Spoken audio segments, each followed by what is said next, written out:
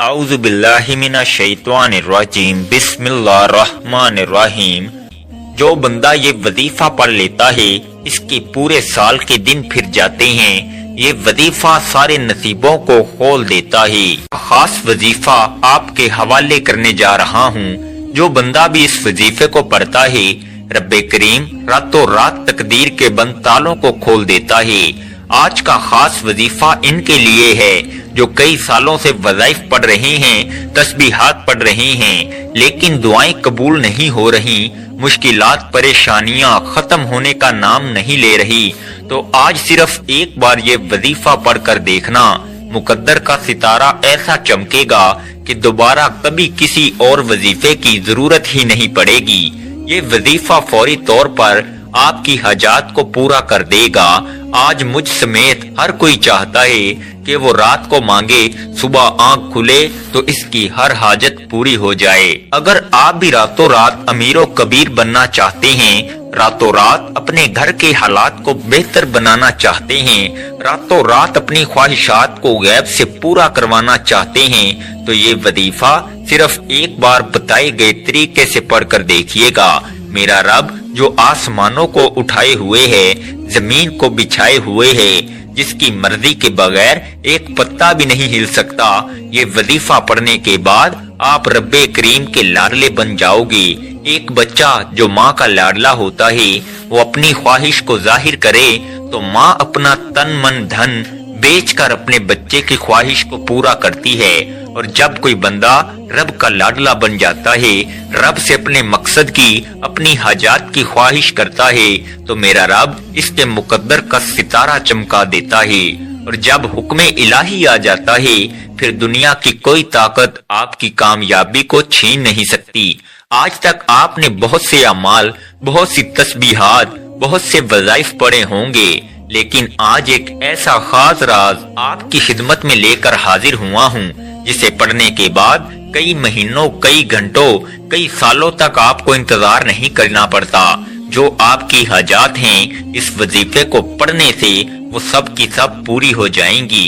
اس وظیفے کو پڑھنے کا ایک خاص طریقہ ہے، ایک خاص ترتیب ہے جو میں آپ کو اس ویڈیو میں مکمل طور پر بتاؤں گا۔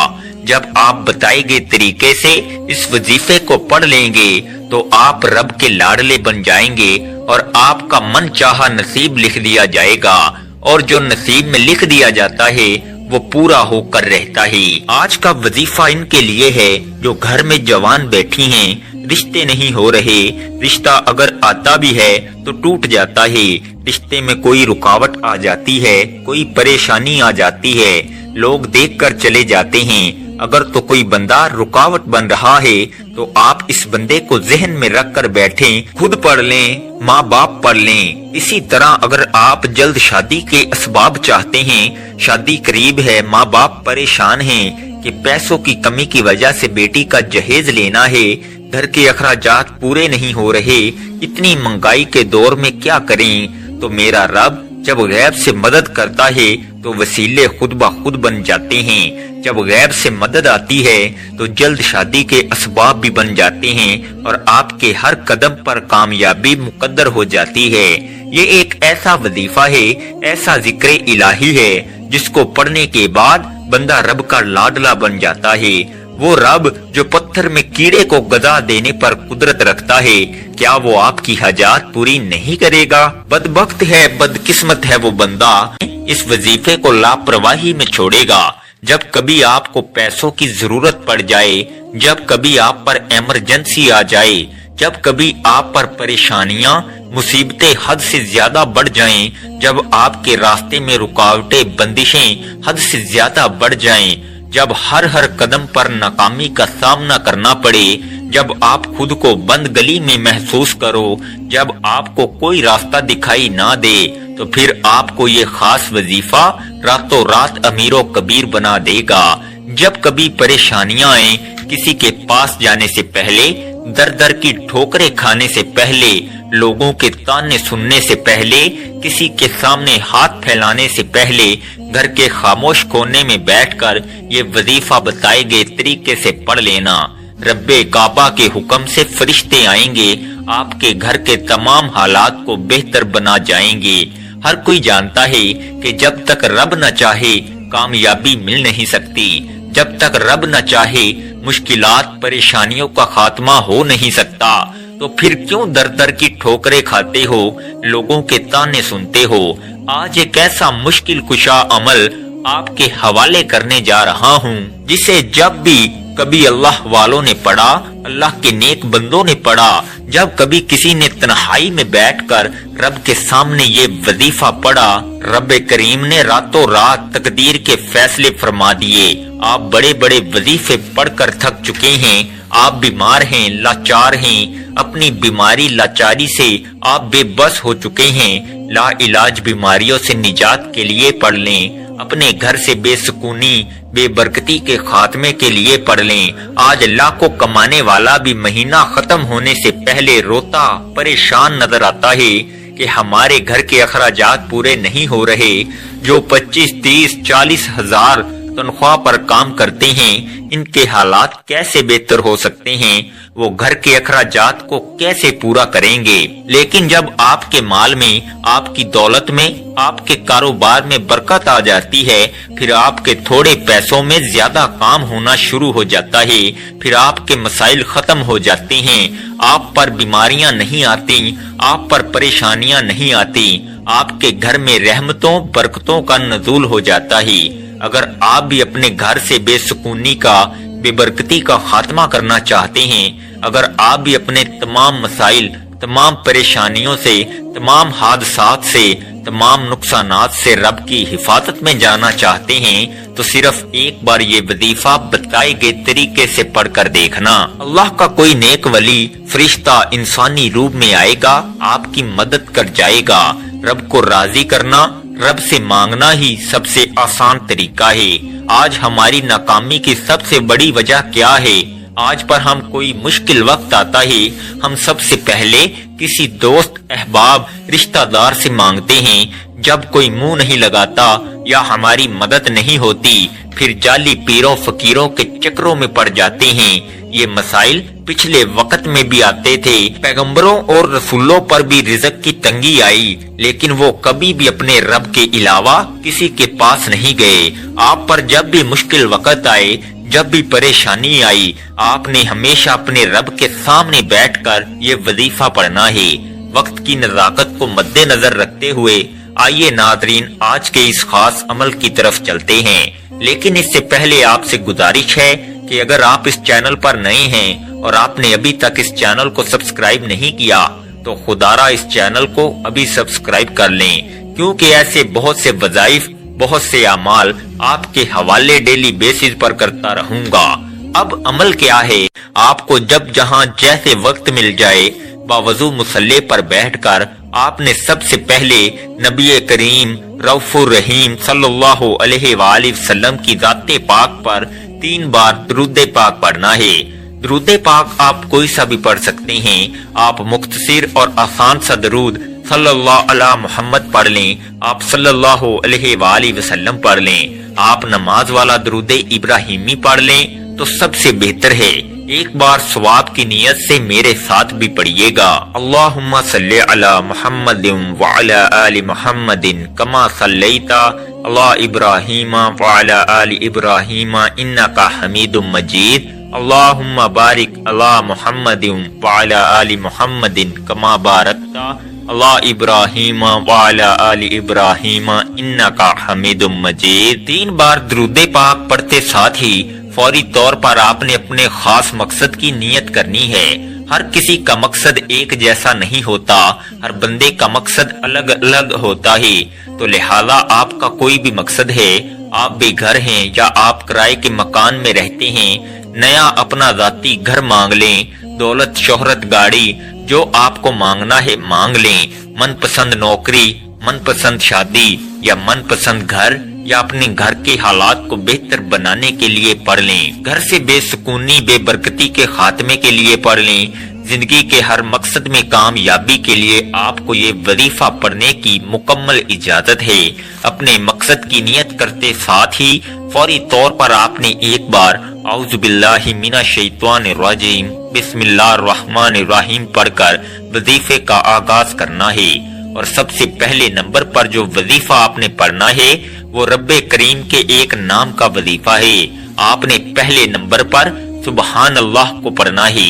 جب کوئی بندہ زمین پر بیٹھ کر ایک بار رب کریم کو سبحان اللہ سے پکارتا ہے تو جنت میں ایک درخت لگا دیا جاتا ہے جو روز محشر آپ کے لیے سایہ بنے گا۔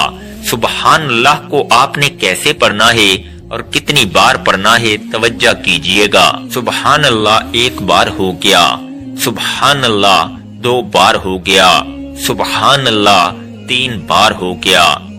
اس طرح سے آپ سبحان اللہ کو اپنے دائیں ہاتھ کی انگلیوں پر پڑھ لیں یا تسبیح کے دانوں پر پڑھ لیں۔